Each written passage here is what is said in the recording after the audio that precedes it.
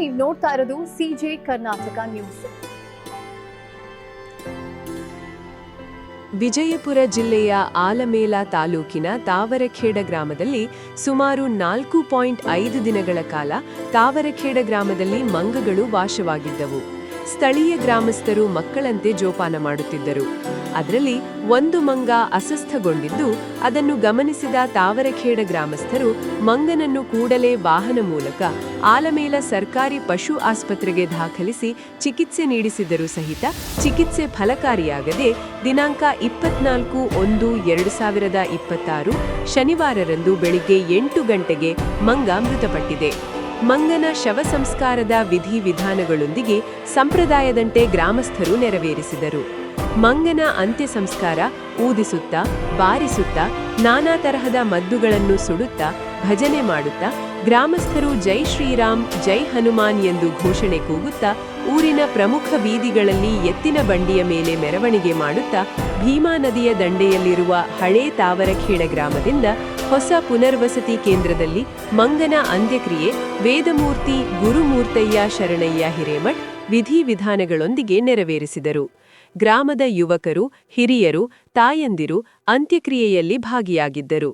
ಅಂತ್ಯಕ್ರಿಯೆಗೆ ಆಗಮಿಸಿದ ಭಕ್ತಾದಿಗಳಿಗೆ ಅನ್ನಪ್ರಸಾದ ವ್ಯವಸ್ಥೆ ಅಚ್ಚುಕಟ್ಟಾಗಿ ಮಾಡಲಾಗಿತ್ತು.